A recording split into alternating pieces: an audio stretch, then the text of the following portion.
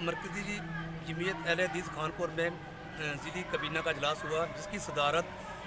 ضلعی مرکزی امیر خواجہ بشیر احمد نے کی۔ اجلاس میں ضلعی ناظم اعلیٰ حافظ محمد اسلم حنیف، حافظ محمد عامر صدیق، ثناء اللہ قاری نواز، محمد اصغر، حافظ محمد ذکریہ، ضیاء الحق، محمد یحییٰ، حافظ امیر حمزہ اور دیگر اراکین شامل تھے۔ اس موقع پر دیگر امور کے علاوہ فرانس کے صدر نے جو شرمناک